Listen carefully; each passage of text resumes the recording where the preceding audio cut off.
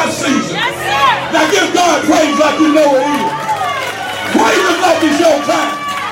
You ain't went through what you went through for nothing. God didn't let you go through what you went through for nothing. God is getting you ready for something greater. Somebody shout greater. Oh God, y'all have a seat. Y'all sit down. I feel the Holy Ghost. I'm telling you, I've been happy all day. Anybody get up happy? Anybody come here with expectation? I've been trying to tell you all the time, you got to expect God to do something. See, sometimes we're living because of our expectation.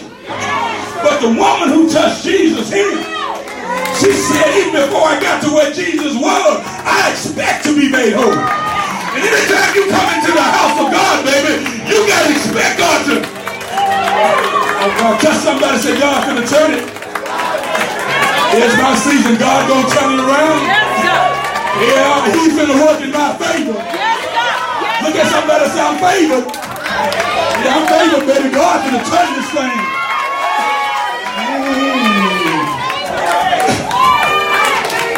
Yeah. God, I feel a dance right along with Him.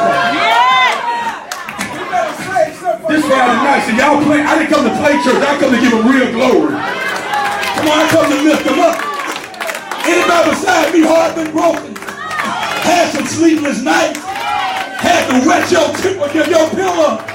Come on, talk back to me, somebody. But look at somebody and say it's all over. It's all over. I come to tell you it's more than that. Weeping may. Yeah. Let y'all sit down. Hey! Hallelujah! Glory! That's that whole fellowship of knowing up in here.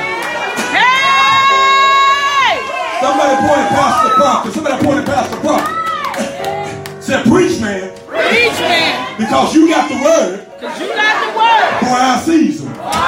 Yeah, he got the word for our season. The word has been hid in his heart. He got the word for our season. Anybody ready for the word? Anybody ready for their season? Shout like you ready. Clap like you ready. Stop like you ready. Wave your hand like you ready. Jump like you ready. Give them glory like you're ready. Yes, God. Hallelujah. Hey. I don't know what TV been when he said it, but get ready. Look at your neighbor and say, Look at your neighbor and say, get ready. Look out, don't look at me. Look at them, say, get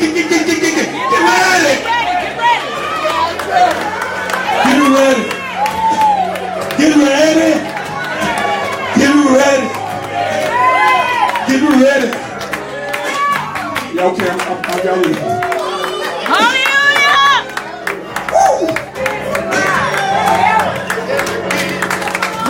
Y'all sit down, y'all miss, y'all put it in. That's it.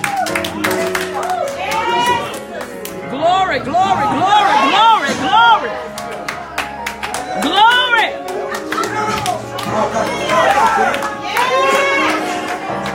See, some of y'all don't understand. There's some people that have been through hell this year. And the devil told me it wouldn't change. There's some folk up here that had some bad situations. And they look like God was going to bring them out. But look at your neighbor and say, neighbor, if God has delivered me, why should I be bound? So I need some loose folk to shout up in the night. If God has delivered me, act like you're delivered. Act like you're free. Yes. Hallelujah. Y'all say, Glory. y'all feel old school now. Right about that time we have testimony. Hallelujah. But we ain't gonna do it tonight. Because there's some folk over here got some testimony. Look at somebody. One more time, we gotta bring Pastor. Look at somebody one more time. And tell them, I don't look like what I've been through.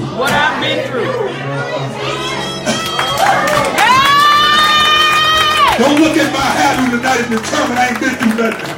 Don't look at my shoes tonight and determine I ain't been through nothing. Don't look at the way I look tonight and determine I ain't been through nothing. Say, baby, I've been down through that. Tell me what the God of all grace brought me out.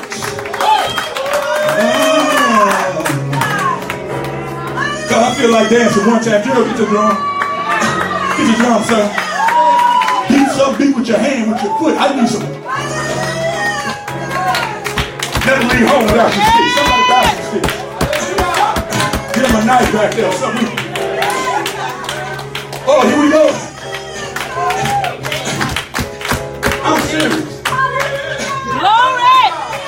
I've been waiting for this last fifth Sunday. Come on now. Come on, sir. I've been waiting for this last fifth Sunday. Because we always ask God, God, what do you want to say? And the thing was, we came up and we thought we had another one. Had one that Pastor on feel. But how many of you know it wasn't what he didn't feel? God had something else in mind. But the Lord said to everything, it's a season. And he wants us to know, you had your season of misery. You had your season of trouble. You had your season of lack. You had your season of weeping. You had your season of failure. You had your downtime. Can I get about 3 folks? And I'll make 4. And we just go home and dance about 15 seconds. And then we're going to bring the preacher in. I don't want to dance for 10 minutes because we ain't going to dance it all up. Because we're going to say some dance for the end. Because I know God got a word. Do I have anybody know how to move their feet? Don't look at nobody else's feet. I just want you to move your feet for a moment. 1, 2, 3, 4. Can I get somebody to play the rip? Can I get somebody to move their feet up in here? Can I get somebody to give them glory up in here? Can I get somebody to praise them up in here? Can I get somebody to bless them up in here? If you move your feet, God will change your life. If you move your feet, God will change your destiny. If you move your feet, you stepping on the devil's head.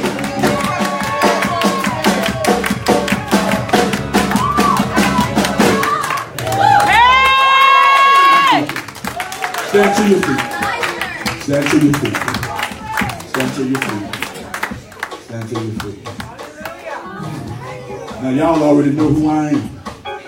I'm half crazy anyway. Because what the Lord brought me from, I want to praise every day I get up. Amen. It's our privilege. Hallelujah. Say this first honor to the Spirit of Christ. Again to the angels of this house. Pastor Kenneth and Tammy Steen, to the speaker on tonight and his lovely wife. Amen. Pastor Robert Proctor, Lady Proctor, who we affectionately call a professor. Yeah. Amen. Every time I heard him speak, he made me stay up a little late.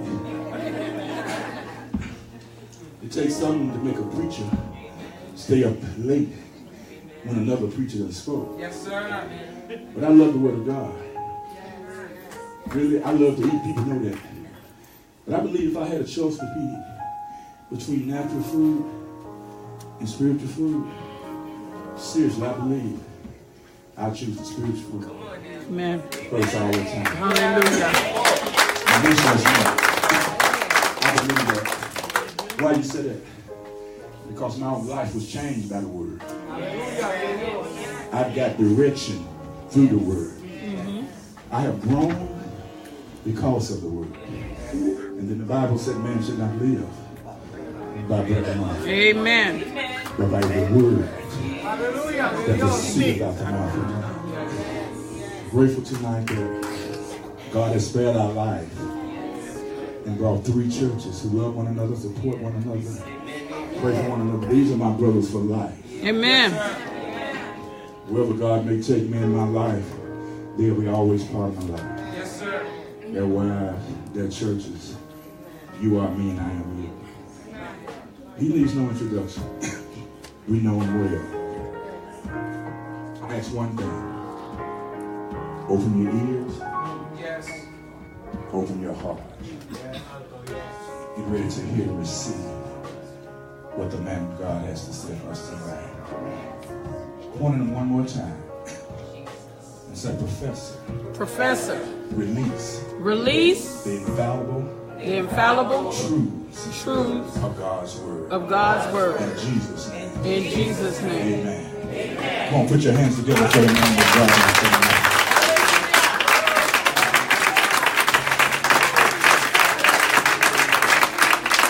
Amen, amen, amen. Amen, amen, amen.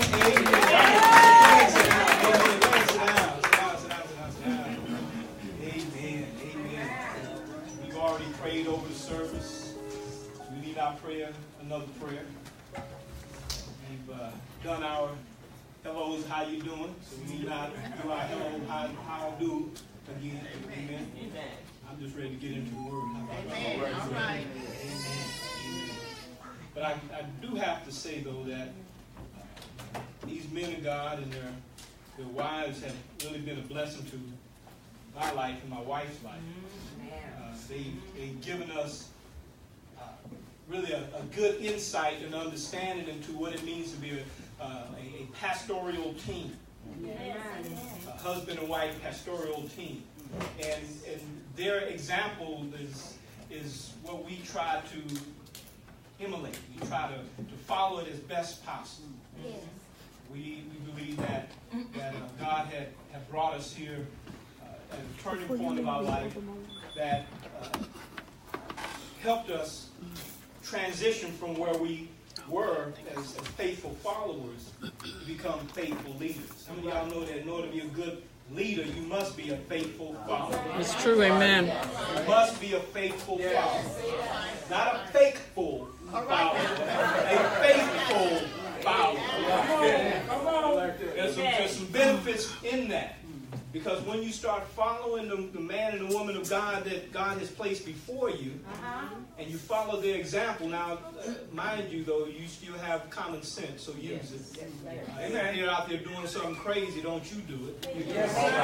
If you recognize that these people are faithful followers of Christ, you be one. You follow them. You learn from them, and you learn from their mistakes. You learn from their successes. Right. You learn from their prayers. You learn from their teachings, so that when God gets ready to send you, you'll go out and you do exactly what you've been prepared to do. Amen? That ain't what I'm going to preach about tonight, but I just felt I needed to throw that in there. That ain't going to cost you anything. That's for free. If I got to do it again, it's going to cost you. So take heed of that. Amen? But like Pastor Shelton has said, we started out on a particular path, and it sounded really good. And I'm like, yes, this is what I really want. I think I got a good word for this. And then he came back and said, Pastor Steen was saying, I'm not feeling it. And what we do is, whenever we get ready when we strategize what we're going to do, one of us picks a theme, and the other two either say yay or nay. And we'll go with that flow. But if it changes, that's okay. We're one-minded in that particular aspect, to the degree that we just pick a theme and we won't even talk about what we're going to be preaching about. But some kind of way it all melds together along the way. So when he said, well, we want to change it, I'm like, well, I want to stick with what I got, because I think that was a pretty good preach. Besides that, I had already invested a lot of time in that thing. I didn't want to give it up yet. All right. But I've learned that God gives me some things for me. Right. And then he gives me some other stuff for you. So that was for me. Now I'm getting ready to give something that's for you. Amen. Amen. Exactly that God had used what he had given me at first in order to get me prepared to give this word. But I got to give a disclaimer before I get into it. It's going to make you feel bad at first. All right. Then it's going to make you feel better. Amen. That's what the doctor told me when he was giving my medication for my It's going to make you feel bad at first. But you keep taking it, and it's going to make you feel better. Amen. So I'm going to say some things that may make you feel bad at first. Yeah. But if you just hold on, it's going to make you feel better before it's all over. Amen. So can you stick with me all the way to the end? Don't get mad and walk out on me because you're going to miss the good part. All right. You know, I ain't going to get to the good part until the end. You know what I'm saying? Amen. But to everything there's a season. Everything there's a season. Yes, sir. Everything there's a season. And I like that. I preached that a time ago, and I like just the thought of that. That to everything there's a season. There's a time for everything. And as I begin to put this sermon together, I said, well, Lord, is this something that should fit? I didn't know if it was going to fit right. I'll tell you the title in a minute. You'll see why I say that. But then he told me to read into this chapter 3. And when I got down to a spot in verse 7, it said, a time to rend and a time to sow. A time to keep silent and a time to speak. Yes, sir. I said, okay, Lord, I see it. I believe what you're saying is for real here. And so the title of this sermon here is It's About That Time. Come on, preacher. It's about that time. To put out the fire. It's about that time to put out the fire. Come on. And we're going to be working out of James. Familiar chapter, familiar verse, chapter 3, verse 6. And we're going to be looking at verse 6, and 13 is going to be that other supportive verse. And then also Ephesians 4, 31 and 32. So it's James chapter 3, verses 6 and 13. And Ephesians 4, verses 31 and 32. For those that like to take notes, it's about that time. Look at your name and say, it's about that time. It's about that time. Put out the fire. Put out the fire. I have a little story I want to tell you about, and it's a true story because it happened to me. And when I was growing up, my father had a heart condition. And he had a heart attack at 24 years old. First heart attack. And so as I was growing up, my parents told the other 4 kids, I'm the oldest son, but they told all of us, he says, look, Daddy may not be around for a long time because of his heart condition. So what y'all need to do is y'all need to pay attention while he's here. You need to learn things from him while he's here, because one day he's going to be gone and you won't have that. So as kids, we focused on learning from our parents what we need to know. So we learned a lot about responsibility. We learned a lot about work ethic. We learned a lot about sacrifice. We learned a lot about things that was going to help us in life later on.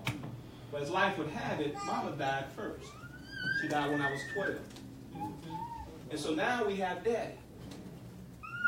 And we know that at some point he's going to pass because of his heart. Right. Mama just showed up. We didn't know that was going to happen. That's just life.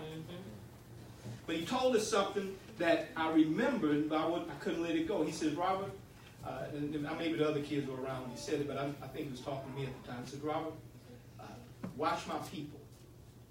Because when I'm gone, they'll come in and they'll take everything. Keep an eye on those people. I said, yes, sir, I'll watch. It took about 10 years, and one day he did pass. And so being the oldest son, my job was to go through the transition and get the arrangements together. And that's a lot of stress for a 21-year-old man. And so I remember coming home. You know how we do it, African-American church, we bring all the food in for the repast. Yes, you got enough food that's going to last you for at least a month. You ain't got to worry about cooking. And you got everybody there, and they're hungry, and they eat a little bit, but they save a lot of it and what have you. So when I came home, they said, Robert, you want something to eat? I said, no, I just need to lay down because the stress was on me. And so I went and laid down, but I noted all the food that we had. When I woke up, I walked in the kitchen, and there was just a pot of beans sitting on the stove.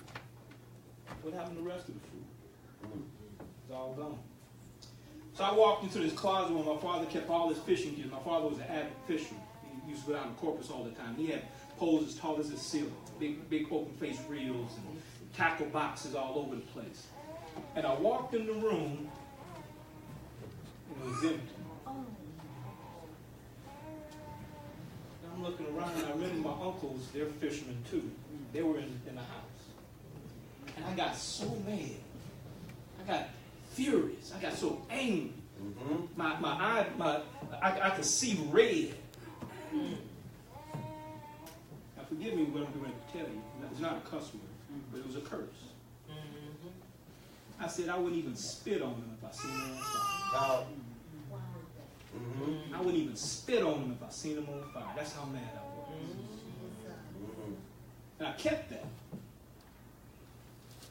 Years later, I went to a men's retreat. And I went through this class that talked about unforgiveness and how important it is to forgive. And so I forgave my father because of some of the ways that he raised us, and I felt I needed to forgive him. And so when we came back home, we had another encounter with the people of the church that we were attending at the time, and they were going through that same class. And so this time, the Holy Spirit brought to my memory the curse I made. That I wouldn't even spit on them if I seen them on fire. And I had to go to the altar. I had to get that thing off. Yes, sir. I had to get it off. And the amazing thing about that is the guy that was doing it, he was standing there as a proxy, and he was taking us through that process. He said, because you did what you did, the curse of early death is off your life. What makes that so amazing, he didn't even know about my life. This man was from Tulsa, Oklahoma. And he said that. But God. And so when I think about the fact that I said that basically I started a fire inside my life that was burning my life up. And it was eventually going to burn me up. But it burned up my relationship with my family. I never seen any one of them after that. Didn't want to. Because like I said, I wouldn't even spit on him. He was on fire. But I had to put the fire out. I had to put the fire out. God is great. So I believe that the sermon that I'm gonna speak tonight is one that is going to help you handle your fire. Handle the things that you're going through, that you need to maybe say it's about that time to put that fire out. Yes, sir. I found this one saying by this Greek sage by the name of Polybius. And he says, I have often regretted my speech, but never my silence. I often regretted what I said more than I regretted what I didn't say. All right. And so I'm like, I gotta put that fire out. I gotta put that fire out. So that's why I'm saying it's gonna make you feel bad in the beginning. But stick with it. It's gonna make you feel better before it's over with. Amen. I'm gonna make sure of that. And so as we look at the verse at hand, the chapter at hand, we go to James 3, verses 5 and 6, and it says there, even so the tongue is a little member and boasts great things. Behold, how great a matter a little fire kindles. And the tongue is a fire, a world of iniquity. So is the tongue among our members, that it defiles the whole body and set on fire the course of nature. And it sets on fire of hell. That tongue, that little member, that little small member, does great things, is what James, the typology of a tongue, as I was looking at it, begin to study and try to interpret this thing out, I realized as a metaphor, he was saying that this little member has a great matter, has a great impact in your life. Right. It does. You can't take the thing for granted. It boasts things, but it's a little fire starter. Look at your neighbor now. Do you have a little fire starter in you? Because I don't want to leave nobody out. You got to make sure that everybody that's here got a little fire starter. Yes, sir. Yeah, we all have a little fire starter in us. Yes, sir. Yeah, so I don't want you to think, well, he ain't talking about me. Yeah, I'm talking about you. Yes, sir. Yeah, we all have a little fire starter inside our life. And this little fire started, it defiles the body. I mean, matter of fact, it does 3 disgraceful things to the body, to the person. It defiles the whole body. It sets on fire the course of nature. And not only that, it also burns with the intensity of a hell's fire. My God. You're talking about that little, small, little. My God. That's in your mouth. Yeah. It defiles the whole body by debasing everything you are to be. That little member debases anything that you will ever become. It degrades everything you know. Think about that. You know God, but because of that little fire, it degrades it with that knowledge. It destroys everything that you do. My God. It's a little fire. As I begin to think about that, I'm like, man, the whole body, my hands can't do anything because of my tongue. My feet can't do anything because of my tongue.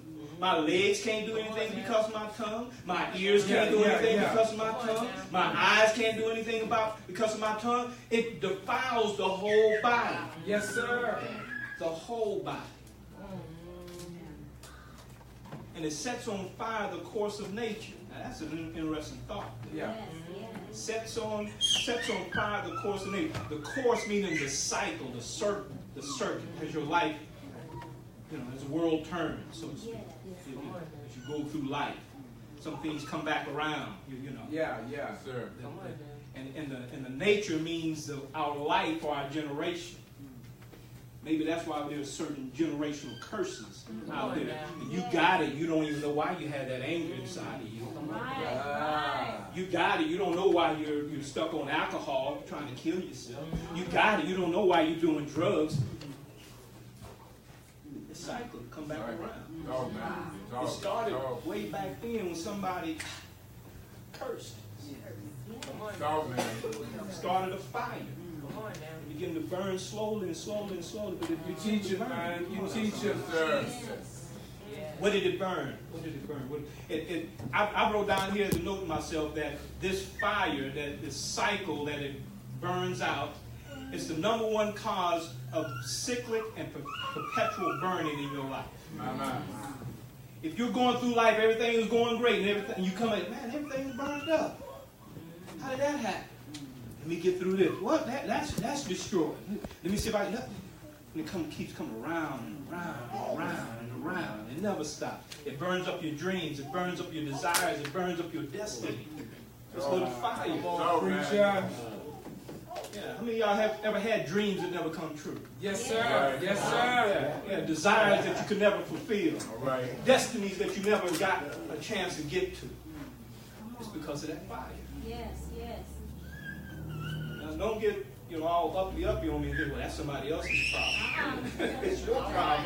Yes, sir. Talk, man. These two started it, y'all. They got me fired up. I just thought I'd come up and do a little preaching going about my business. So I just had to tell you that when you look at this fire, it's this devilish fire. I don't want you to think that it's just such a small thing that I can overlook. It's a devilish fire. It's a destructive fire. It's a devouring fire that goes on. And so when I think about my life and I'm wondering why everything is getting destroyed, that little member. I can probably say this later on, but I just got to say it now. Sometimes it's stuff that you think about. It's not so much what you say. Come on, when you start thinking that way, yes, sir. You start talking to yourself. And so that member is moving inside your mouth, and you can hear it inside your mind. Yes, you know what I'm saying? And so you creating a fire that's burning everything up. You can't figure out the reason why. You try to change your thoughts, but they don't change. They keep going right back. Now the circle goes right back to that evil, negative thing again. I'm here to tell you it's time to put the fire out. Put the fire out. I can stop preaching right there if you just listen to what I just said. Put the fire out. Yes, sir. Put the fire out. Amen. Like the pastor was saying, this is a new season. I think God is preparing us to do a new thing. Yes. And maybe we can't get to our desire because of the fire. Oh, man. I didn't write that down. That just showed up. Yeah. We can't get there Yeah, because of that dream, we can't get to our dream because of the fire. We can't get to our destiny because of the fire. I think it's time to put the fire out. I think it's time to put the fire out because there's some things I want to do for God. Yes, sir. But I can't do it if I'm debasing myself, degrading myself, and destroying the things that I need. My Lord. My Lord. I know it's heavy.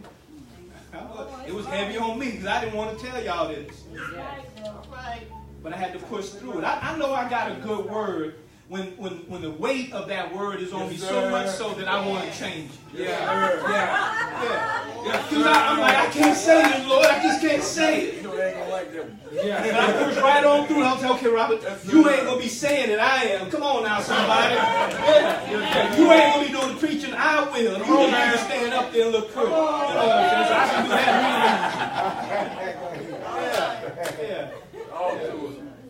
Tell your neighbor, I need to know more about this. I need to know more about this. I'm glad you said that because I got a little bit more. Come on, man. Because this tongue is that type of thing that creates this fire, this little small fire starter. But I got to explain to you a little bit about fire so you have a better understanding of, I believe, why James used this particular analogy or metaphor. Typology, as you call it. I wrote down as a note myself, there's a pathological source and environment of a fire. So when I think about the pathology, what makes up a fire, there's three elements to it. I didn't do well in science, but I do remember this part. These things work synergetically together. There has to be a fuel source in order to have a fire. It has to be an air source in order to have a fire, and it has to be a heat source or a sparking source in order to have a fire. Now you have all these fires in a particular environment called a flash point. Poof, now that's a fire. You know, and all three have to be there. All three has to be there. So when I look at the natural context of a fire, tell you the truth, it's neither good nor bad. It is what it is. Yes, sir. Fire it is what it is. A fire, when it's used in the right context, is necessary. It's a little chilly outside. I got a fireplace at the house and just waiting. Waiting for a little fuel on it. You'll get the air going, open up the flute, drop a little spark on it, you know, so I can sit up and relax, you know. And I got some candles at the house I'm going to put on the table, you know what I'm saying, and create the mood. You know what I'm saying? I'm just telling my mother-in-law this now so she know about the thing.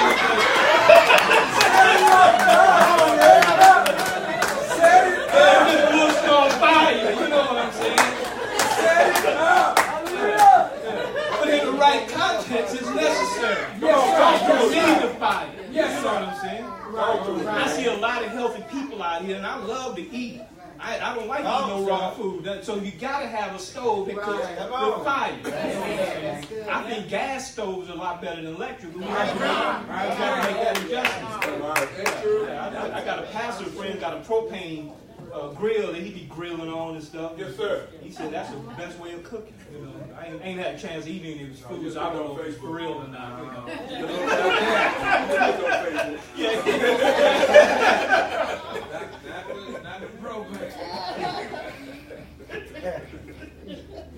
But when it's used in a bad context, it's deadly. Yes. My God. In a good context, it's controlled. Control the fire. Right. So it has some constructive values to it. It builds upon itself. But when you use it and you don't control it, then it has this destructive results to it. This fire take off on you. So in contrast, when I look at the natural and I look at what James was talking about with the tongue, what I realize in that there's three related factors of our humanity that is found in this tongue of fire. There's thoughts we think. Come on, man. It's the words we use. Talk to us. And it's the actions we take. Yes. All those work together for the good when it's out of control. Amen. Start a hell of a fire. Yes, Lord. Talk to us, Lord. Yes. They all work together for the good. They construct some things. You can build some things. Yes. But you can also use that tongue of yours by what you say, by what you think, by what you do, that'll destroy some things. It makes sense to everybody. Yes, sir. Amen. Yes, Lord. You ever hear this saying about, watch your thoughts? It says, watch your thoughts for they become your words. Watch your words for they become your actions. Watch your actions for they become your habits. Watch your habits for they become your character. Watch your character for it becomes your destiny. Yes, sir.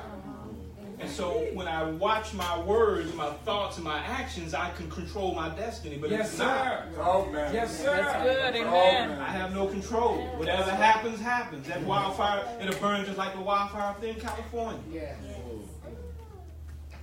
So good and bad, like I said, when all these elements are under control, they contribute to us in a constructive way. But when these elements are out of control, when they're out of control. So in other words, when I think about this spiritual, when I look at the spiritual implications of all this, I like what David said over there in Proverbs 13:3. He said that he that keeps his mouth keeps his life. What you say? He Yes, that sir. keeps his mouth keeps his life. In Yes, other words, sir. you control your mouth, you keep your life. All right. But he that opens wide his lips have destruction. You don't control that thing, you getting destruction. It's coming. Yes, sir. You just release the beast when that happens. You just release the beast. I like the way the New Living Translation says it. That those who control their tongue will have a long life. Opening your mouth can ruin everything. Talk. Professor, come on. Talk to us. Yeah. Talk to us. I'm going to make you feel bad in the beginning, but it's getting ready to get better.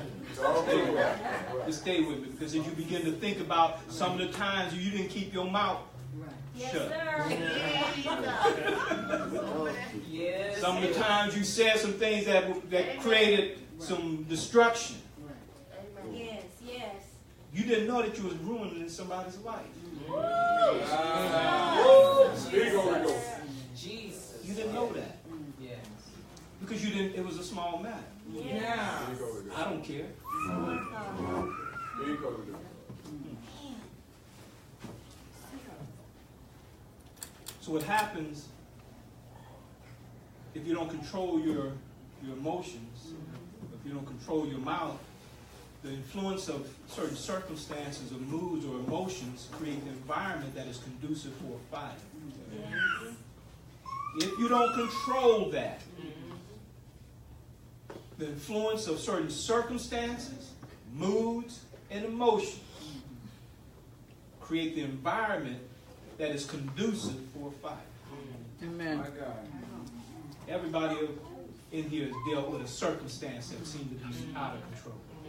Everybody had a mood that you just couldn't, I just can't get it back in line. Every one of us have these emotions. Right. That's right. That's just me. Yeah. Come on. And when you join them together, what happens? It ignites the destroying fire that is made manifest in your tongue.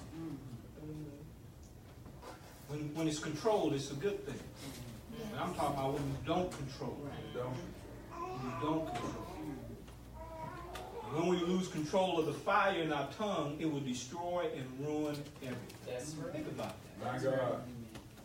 When I don't control my tongue, it will destroy and ruin everything. Everything. Talk to us, man. Maybe that's why we've been stuck behind the power curve for so long. Maybe that's why we can't seem to get out of the situations that we're stuck in. Maybe that's the reason why we can't hold on to a relationship more than hello, goodbye. Talk to us, man. Yeah. Maybe that's why we can't get the jobs that we want, because we go there with an attitude. And we trying to tell the boss how to do his thing. We just showed up. We know more about the job than the boss do. It's that tongue. Talk to us, man. You didn't keep it shut. You wanted to wag it. Come on now. Wag that tongue. Yeah. I'm going to show you. I know what I'm talking about. There's the door right over there. Yeah. They fired me because they didn't like me. Yeah, you talk too much. You know what they say about about your ear and your mouth? 2 ears, 1 mouth. Listen twice as much as you talk. You trying to get it right? I'm talking twice as much because I'm listening to my own self. I ain't listening to you.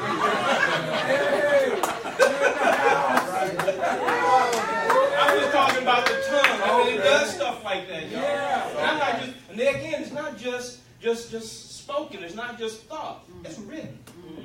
It's stuff you write. Facebookers, y'all know what I'm talking about. Y'all writing all this mess out there, and it's infecting everybody out there that's reading. Come on, man. Talking right. Yes, sir. Talking right.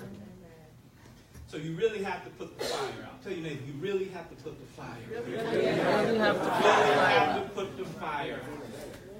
Really do. You really do. Because like I said, when you look at these various considerations externally, if you don't control the fire, what it does, it ruins relationships. Come outside of it. Talk, man. Internally, it can destroy your self-regard. Yes. How you think about yourself. Yes, sir. That fire can turn inward. Yes, sir. Begin to burn your heart.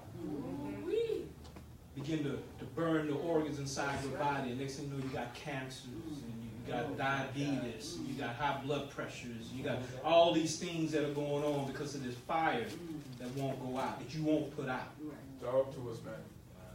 And then there's a spiritual consideration, because then we're dealing with our righteousness, because that fire will cause you to act unrighteous. Yes, sir. Amen. I like how Jesus put it over there in Matthew 22, 37 through 39. He said, Jesus said to him, "Thou shalt love the Lord thy God with all your heart, all your soul, and all your mind. This is the first and great commandment, and the second is like unto it.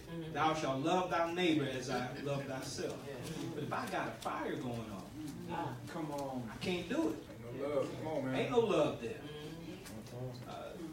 The most significant aspect of that is our righteousness to love God. Yes.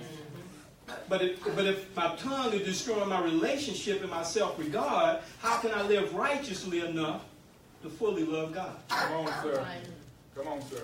Go to church all the time. Every day start with a T, today and tomorrow. I'm always in church. Come on. It's all preaching. But this tongue is destroying the relationships that are in there that I'm supposed to be fellowshipping Yes, with. sir. Yes, sir. So whatever the preacher say, I'm talking back to him. I'm not doing what y'all doing with me. I'm like, you don't know what you're talking about.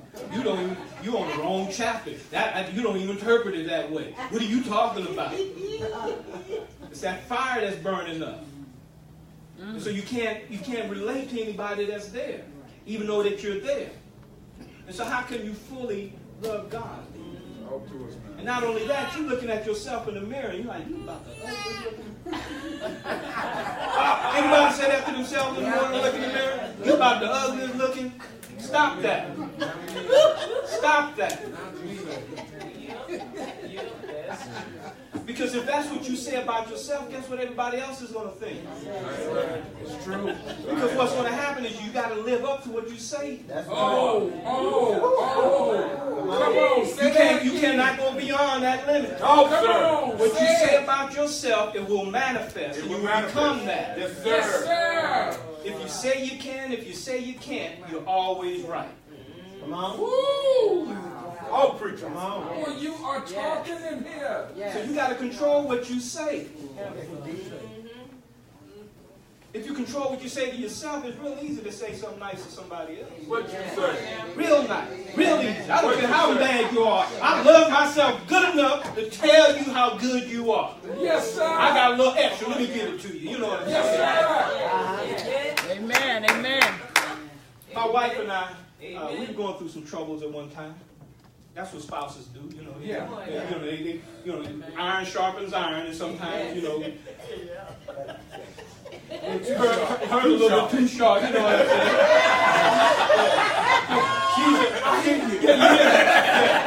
She's a steak knife and I'm a butter knife. You know, sometimes I try to do it, but I just can't do it. I can't let it right. You know, yeah. So we were going through a little something. Yeah. That was for the married folks. So y'all know. That was good. You know which way you're going that far. You know, they put it out. You know, you can't cut no steak with no butter knife. You ruin that thing. Yeah. Woo! And so some kind of way we came up with this game that we would play. And basically what we would do is that we would take a letter of the alphabet and she would say something. I started, you know, so A, and I said, you're adorable. And she would come back, she said, you're brave. And we go back and forth like that, speaking good things over each other. That's good, all right. So I said, well, you know, I had a couple that I was going to do a little marriage advising with. I said, well, I'm going to use this ABC of love to help you identify with your potential mate. Yeah. So I can't tell you the first letter. You can imagine. You wait. I'm like, no, baby, you got to do a little bit better than that. I said, okay, your turn. You up. No, y'all need to stop. This ain't working. If you play that game that way and that's all you can think about that other person, you need to go away. Go someplace else. Get away from that person. Go different ways. Because that fire inside their tongue is just sitting there, just waiting for some new fuel to come in. They're just waiting for some more things to come in that they can destroy. Because the fire, just like it says over in that proverb, just like the grave and what have you, it never says enough. Never says enough. Never says enough. I don't know how I got on that point, but I just want to say. Oh, relationships. That's why I was at. Relationships. So if your tongue is destroying your relationships and is destroying yourself, there's no way that you can live righteously enough to love God. What you said, man. That's truth now. So eventually what you're going to be doing is saying something ill about God. What you say? Even when you read that scripture, where Jesus said, thou shalt love the Lord thy God with all thy heart, all thy soul, all thy mind. Well, my mind is on fire. I ain't got nothing to think about. If my life is on fire, I ain't got nothing to live for. If my heart is on fire, I just ain't got no room for all this. I ain't got no time for all this. And so there's no love for God. And if there's no love for God, there can't be no love for anybody else. Yeah. And if there's no love for anybody else, there can't be enough love for you. Amen. That's the reason why I say Jesus said this, I believe, over in Matthew 15 and 11. He said, not what the mouth, is not that which goes into the mouth that defiles a man. What comes out of the mouth is what defiles a man. Right. And those things that proceed out of the mouth, down in verse 18, come from the heart. Right. And they defile the man. And so these relationships and these connections that we should be making, unless we put the fire out, we'll never amount to anything. Never amount to anything. And so that brings up a question in my mind. I'm sure it brought a question up in your mind as you begin to think about the things that I've been pointing out here, is that how do I put the fire out? Talk to us. How do I put the fire out? How many of y'all want to put the fire out? Yes, sir. Yes, sir. Yes, sir. How many of y'all believe you got to put the fire out? Yes. Amen. About that time to put the fire out. Yes, sir. Yeah, you got to put the fire out. But let me tell you, it ain't going to happen by wishing and hoping and praying. Talk to us, man. It ain't going to happen. Because you've been wishing and hoping and praying, and you're still burning up. For too long. You're still burning up. Too long. What it's going to take is a conscious thought. Talk to us, man. You have to make a conscious decision. Yes, sir. This far, no further. Amen. What happened in my past is in my past. I can't do nothing about it. Oh, man. I can do a lot. About my future. Yes, sir. Yes, Yes, sir. sir. I can do a lot with that. Yes, sir. I can do a whole lot with that. You know what I'm saying? Because anything that's behind me when it was burnt up is no good to me any longer. Yes, All I'm going to do is just sift through the embers Yes. and find memories. Yes. No, I need my future. Yes, sir. I need to go to my That's future. right. Yes, sir. I need to go to my future. If there's anybody that's going to try to pull me back to my past, I ain't talking to you no more anyway. Come on now. I got a new attitude. I got a new attitude. New attitude. Amen. I got a new attitude. I really do. I got a new attitude. Yeah. I can't talk to myself like I used to talk. I got this new attitude. I can't talk to people like I used to talk to them anymore. I got a new attitude. I can't serve God like I used to. I got a new attitude. Yes, sir. You know what I'm saying? I got this new way of talking. The way I talk right now, I'm talking victorious. That's a new attitude right there. I'm talking like I'm an overcomer. That's a new attitude Go right ahead, there. go ahead. I'm talking about I'm victorious. That's a new attitude right there. See, that don't burn up nothing. You know what I'm saying? It causes things to grow when you begin to talk like that. Yes, sir. Because you got a new attitude. You got to have a new attitude. You're going to do this thing, and it's got to be consciously done. It ain't going to happen by wishing and hoping. It's going to happen because you said so. Because you're willing to say so. Because you're willing to say so. Hallelujah. My God. You got to speak it. Thank you, Holy Ghost. Got to speak it. Speak those things that be not as though they were. Oh, hallelujah. That's my wife's most favorite. I'm going to speak those things that be not. And from now on, as I speak those things, I'm going to be walking in that. I'm going to be walking in that. Yeah. Yes, sir. Yeah, I got a new car out there. I'm going to make sure it's mine. I don't just jump in anybody else's car. But you know what I'm saying. Yeah. So you got to do it consciously. You got to do it consciously. Yes, thank you, Lord. And so when James says over there in James 3 and 13, he says, "Who is a wise man and endued with knowledge among you? Let him show out of a good conversation his works with meekness and wisdom." I believe at the least, I think there's at least a mustard seed of knowledge and wisdom in all of us. Wouldn't y'all agree with that? You got to the smart, you got just enough. You got just a little bit. All right. Yeah. Because I don't think you came here just by happenstance. I believe that you made an informed and intelligent decision about coming to church on Friday night. Right. You could have made a choice to go any place else, but here you are in church. All right. Yeah. So I know you got a little bit of knowledge. Yes, sir. You know, and that's what God needs. And He can work with that.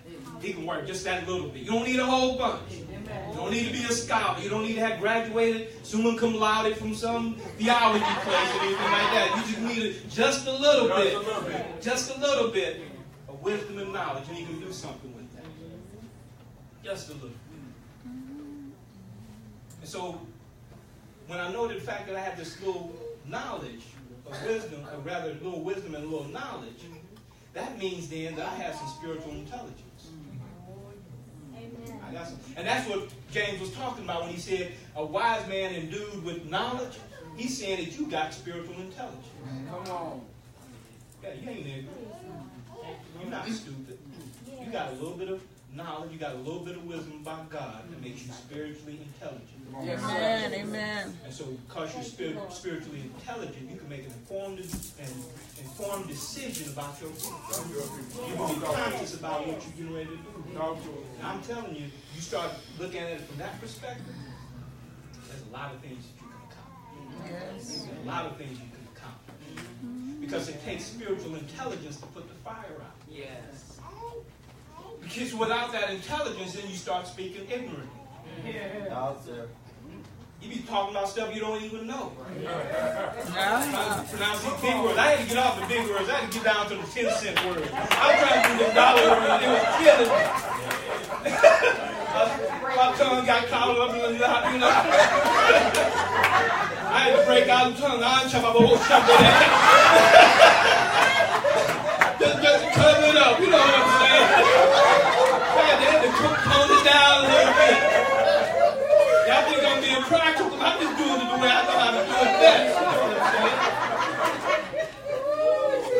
But with this spiritual intelligence, you know how to put the fire out. Yes, sir. Even the little knowledge and wisdom that you have, that's enough to put the fire out. Because it's just a little small matter. Yes. It's just a little small matter. It don't take that much.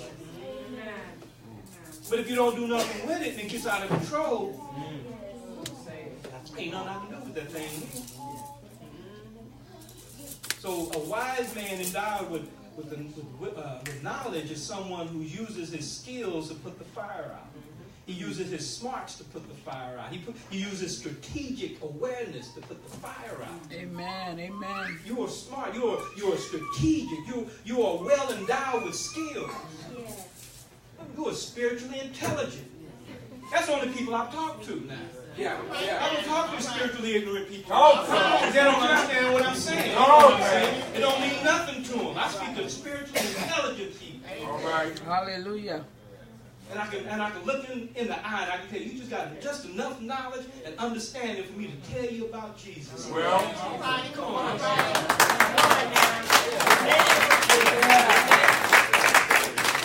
good. And so the point I'm trying to make is we all have what it takes to put the fire out. Yes, sir. Don't let nobody tell you you don't. Each and every person in here has what you need to put that fire out in you. Deal with you first. You know when you get on the airplane and they tell you about the safety features on the plane and they say when this thing falls down, take care of you first and then you take care of somebody else. If you don't put the mask on you first, you're going to pass out. You know, take care of you first. Come on, man. Get the fire out of you first. And then start helping somebody else out. That makes sense to me. Amen. I like how Paul says over there. Just turn with me right quick. I just need to make sure I give you a little word. I mean, if you leave out of here and you forget everything I said, at least remember this word I took you to. Go to Ephesians chapter 1. I want to show you something there that I found to be redeeming grace, a word of redeeming grace for me. Over in verse 17. Ephesians chapter 1, verse 17. Yes, sir. And it says that the God of our Lord Jesus Christ, the Father of glory, may give you the spirit of wisdom and revelation and the knowledge of him. Verse 18, the eyes of your understanding being enlightened, that you may know what is the hope of his calling, what is the riches of his inheritance in the saint, and what is the exceeding greatness of his power toward us who believe, according to the working of his mighty power, which he wrought in Christ when he raised him from the dead and set him at his own right hand in heavenly places, far above all principalities and powers and mights and dominions and every name that is named, and not only in this world, but also in the world to come. And hath put all things under his feet, Come on, man. and gave him to be the head over all things to the church, which is his body, the fullness of him that filleth all in all. That's why you got everything you need. Right. Yes, sir. Sir. Right there. If you just study that long enough, I'm Yes, sir. telling you, the fire will go out. Yes, sir. The fire will go out. Because you're spiritually intelligent. You're fully aware of yourself. He pulled you out of darkness into his marvelous light for a reason. And now that you're here, you got to change your attitude. You can't talk like you used to talk. See, when I said what I said back then, I didn't know Jesus like I know him now. Come on, man. Had I known him, I would have realized, come on now, this was a thought that was in my mind. I'm glad the Holy Spirit brought it back. Had I known what they had done to me, I would have blessed them rather than cursed them. I would have prayed for them that despitefully used me. I would have done that, and I would have preserved not only myself, but my relationship with them. And maybe somewhere down the road, they're like, I shouldn't have done that. Let me take this stuff back. Come on, man. Come on, preacher. They've gone through some stuff. They lost their mother when they was 12 and their father when he was 21. I can't steal from them like that. But they did it because what happened to them? Talk to it. Yes. That fire in them hadn't gone out. Yeah. Because my father said, watch my people. So obviously it had been going on for some time. Yes, sir. That's the truth. Come on. Because of my anger. Go, Holy Ghost. Because of my anger, I lost 40 acres of land. Come on now. I lost 2 houses. Come on I now. lost a boat and 3 cars. I lost a thriving business because of that fire. That's right. And when it was all over with, I remember the Holy Spirit gave me some revelation about this. When it was all over with, it was just 4 of us in the house. It was like you have a puddle of water. You take your hand, you slap it. Yep. You just everything's. That's how the kids did. We all went different directions. After the devil had stole everything from us, burned everything up that we had, we split up. When we were supposed to have stuck together from this thing. But because of that anger in me, my anger in my sisters, the anger in my brothers, lost it all. Just imagine if we'd have stuck together. We got a thriving business. I got 2 houses I can rent out. I got some land in a place that now has oil on it. Ooh, come on now, somebody. Somebody else got the money now, I don't. I'm not mad about it. That's you know what I'm saying. If I knew then what I know now. Yes, Y'all yes, been in yes. church with us Sunday. Y'all don't understand what I'm talking about. I preached a little bit on that last Sunday. But the thing is that we have to put the fire out. We've got to pull the fire out. And so I want to share with you some ways that I think will help us to do that. And I came up with 2 ways to put the fire out. And the fact is that we use our tongue, we know, to communicate and to speak with.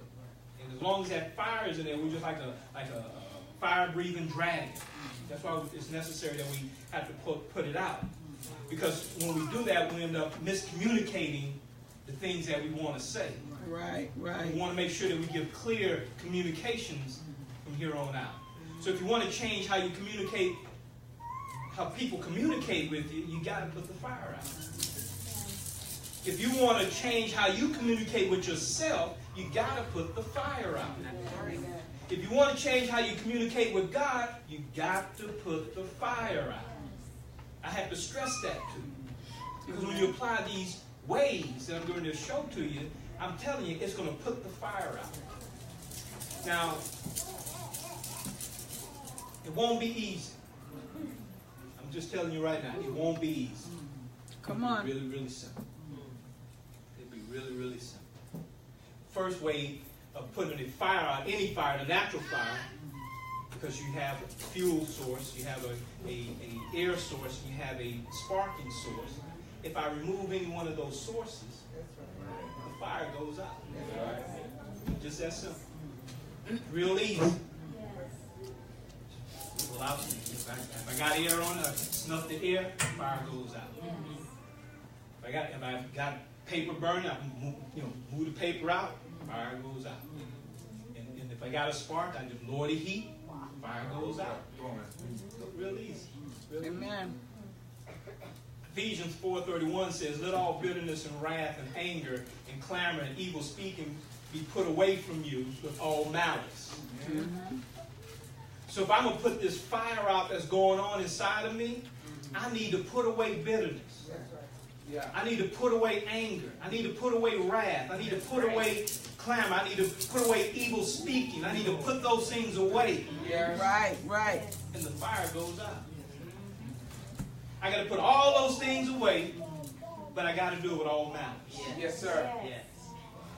That means you got to consciously do that. You got to consciously do that. So when I remove all these sources, what I'm talking about there is I'm going to remove extreme wickedness. Because that's what that tongue will cause you to do. I have to remove this babbling indignation. I'm always talking bad about people. You ever been around somebody that does that? Just talk bad about people all the time? It just drives me crazy. But I try to stay around them because I don't want them to talk about me when I leave. They just talk about everybody. Their agitation not only to your soul, but to their soul. Because it's anger. They always agitate. They always know, why are you mad? I mean, the sun is rolling. I'm tired. I hate Mondays. What are you talking about? Try to miss one and see how that feels. you got to have a sun Monday. Yeah. If you don't like it that bad, just don't wake up one day and see what happens.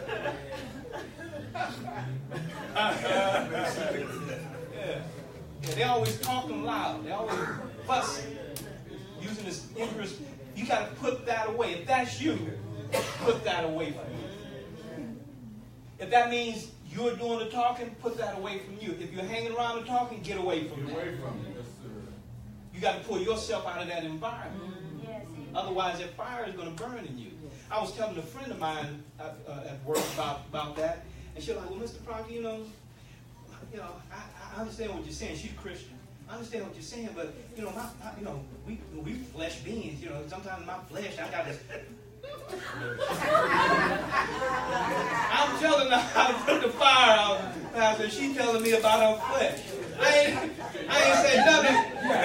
She want to know, I got to keep this fire burning. I said, look, this is a spiritual matter. Your flesh ain't got nothing to do with it, but if you stay in your flesh, you're going to burn up with it. Yes, sir. Because anything that burns up in a fire burns up with it. Yes, sir. That's in a fire burns up with it. Yes, sir. So you gotta, if you're gonna put the fire out, you gotta, don't let your flesh. That's the reason I'm bringing it up. Don't let your flesh give you a way out. That's good. Don't let your flesh give you a way out. Because it'll talk to you. Yeah, it will. Come on, man. Yeah, it will. I hear you. Wait a minute, what are you talking about? I'm driving down the street with a highway, and I need to pull over. I pull over. Guy beeps his horn at me. Man, look, I'm just trying to move over. I was by myself, so I know I said something else. Yeah. He comes around me, gets down the way, and then he cuts in front of me. Man, what you trying? Again, I was by myself, so I said something else. And then I'm like, preacher, what are you doing? Yeah. You get ready to preach about putting the fire out. You just blaze. you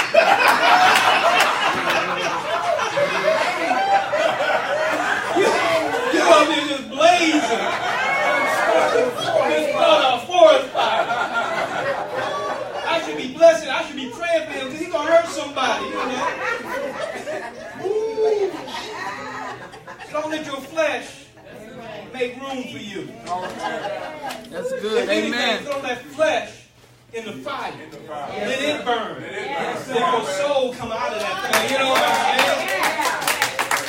Let your soul come out of that thing. Like I said, it won't be easy, but it'll be very, very simple. Yeah. So we have to do it with all malice. I'm ready to close, y'all. I know we're going long, but I just had to give this to you. Come on, man. Come on. We have to do it with all malice. In other words, using all the force of something greater than the force coming against you. Using all the force of something greater than the force that's coming against you. That something greater than bitterness, something greater than wrath, something greater than anger, something greater than clamor, something greater than evil speaking. Use that force that's greater than that. Bible scholars know what I'm talking about here over in Acts 2. Come on now, Come on. Verse 1 through 4. When the day of the Pentecost was fully come, they were all in one accord in one place, and suddenly there came a sound from heaven as a rushing mighty wind, and it filled all the house where they were sitting, and they appeared upon them cloven tongues. Come on now, somebody. Like as a fire. Come on now, somebody. And it sat upon them. Come on now, somebody. And they were filled with the Holy Ghost. And they spake with other tongues as the Spirit gave them utterance. Whenever that comes upon you, you start talking in tongues. You got to start using your most holy prayer in order to overcome that wrath, overcome that anger, overcome that evil, overcome all that stuff that's trying to come against you. You got to use a greater force. Amen. You got to use a greater force. When you use that greater force, you'll put that thing right out. You put that fire right out. Come on now, somebody. I'm talking about use the Holy Spirit that you got on you. You got to use the Holy Spirit that's on you.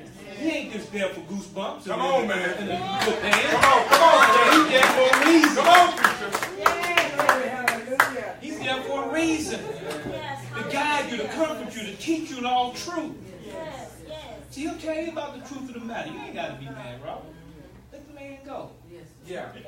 You get in this mix, you might end up on the side of the road. Come on. now. Hurt. And these people are bad now. They'll kill you. Yes, sir. And keep on going. I don't know what he got in the truck. I ain't got nothing in the truck, so I don't know what he got in the truck. Y'all right, man. See, with the help of the Holy Spirit, with the help of the Holy Ghost, we can put the fire out in our tongue so that the power can come out. As long as you got that fire in your tongue, the power won't come out. Yeah. But if you use the Holy Spirit, the power will come out. And so when you speak with that power, goodness comes out and bitterness goes away. When you speak that with that power, calmness comes in a wrathful situation. When you speak with that power, there's goodness that shows up when anger tries to take control. When you speak with that power, peacefulness comes all over you. When you use that power, Amen. put out that fire. And you can do that because you're spiritually intelligent, one that knows how to function with the help of the Holy Spirit. Yes, sir. So it ain't by accident. You're doing this on purpose. You're doing this on purpose. What are you doing on purpose? What it says over there in Ephesians 4 and 32. Yes, sir. Yeah, you're being more kind to others through your actions. You're being more tender-hearted to others through your words. You're being more forgiving to others through your thoughts. Yeah. The Holy Ghost fire is working in you. The Holy Ghost fire is working in you. Yes, sir. That's the first way. That's the first way. That's a good way, wouldn't you agree? Yes, sir. That's a functional way of doing this thing. Amen. The way we were doing it before just didn't work. That one I believe will work. So the second way of putting out a fire. You can take the elements out of the fire and the fire goes out. Or you can take a non-flammable material and throw it over the fire. Something that's fire resistant, put it over the fire. Something that's fireproof, put it over the fire. Fire goes out. Jesus said over in John 14 and 29 through 30, he says, now I have told you before it comes to pass, that when it comes to pass you might believe. Yes. Hereafter I will not talk with you much with you, for the prince of the world comes and has nothing in me. Preacher, why did you bring Jesus up in this matter? Was he on the way to the cross? My God. My God. When Jesus was confirming to the disciples that were there on the way to the cross, he was saying, I'm fully qualified to go through what I'm getting ready to go through. My God. To put out the fire. Put out the fire. Because the prince of this world has nothing in me. Yes, sir. The prince of this world, he tried to spark some fire inside of me called sin. But it didn't work. So he tried to influence my thoughts with that sin, but it didn't work. He tried to influence my words with that fire, but it didn't work. Amen. He tried to Amen. influence my actions with that fire, and it didn't work. So I'm going to go to the cross for you.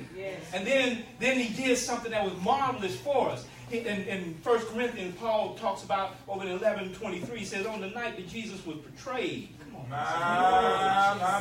it was on the night when Jesus was betrayed, he covered us. Yeah. He covered us. He covered us. Yes, sir. With a whole New Testament. He put the fire out. So that now we can live free from the fire. Now we can put the fire out in our own self. Because of what he does.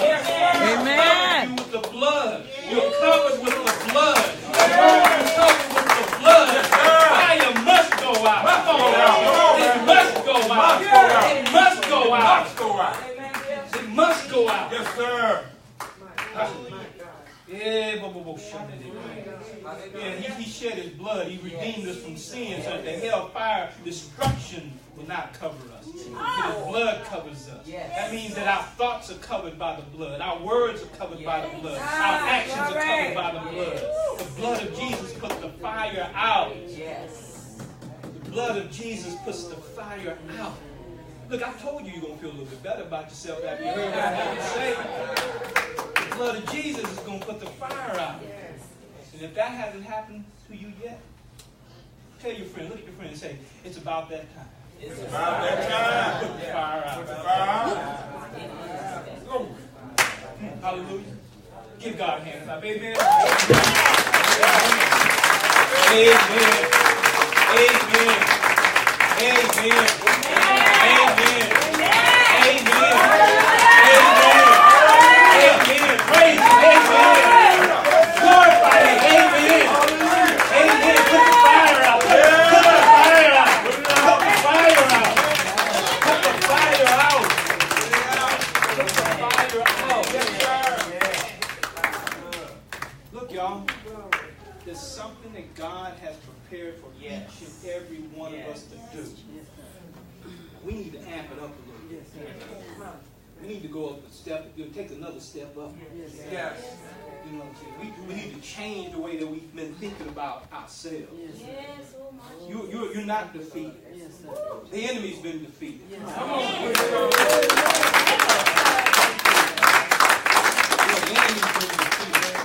You're not going to die. No, you're not going to die. You have eternal life. You can't die. You can't die.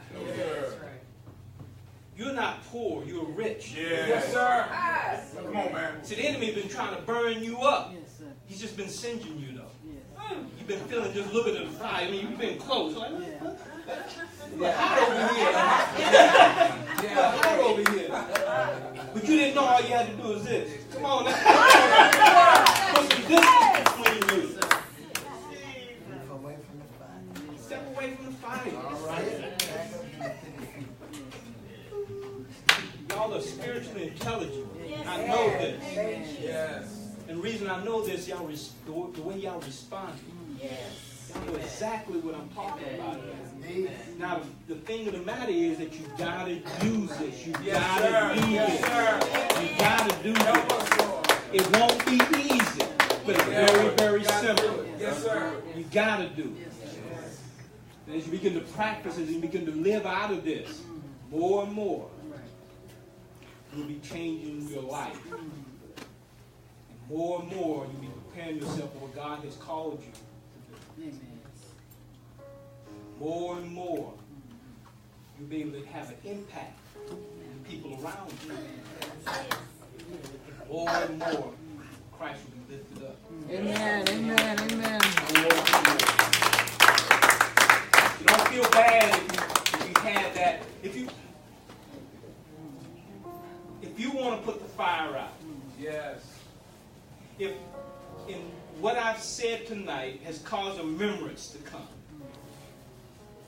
and you remember something that you said, something that you did, something that you thought that caused the fire, and you want to put it out right now, come up here right now. Thank you, Holy Ghost. If you want the fire out, and you hadn't taken that step yet, I'm going to give you time to make that move right now. Because I'm here to tell you, once you make that move and you put that fire out, when that man was standing before me and he told me, he says, look, I forgive you for the things that you said. You didn't know. You didn't understand the impact of those words. Because if you did, you wouldn't have said what you said. Right. But I forgive you. And I'm asking you to forgive me for what I did to you. I didn't know what I was doing. I didn't know why I was doing it, but I need you to forgive me so that we can move on. We can live out our life in fullness. Otherwise, we're going to remain dead in the past. And that man began to say those things to me, and I could feel the weight of that curse fall off of me. My mother died when she was 31. My father died when he was 47. I was 45 at the time. Now I'm 58.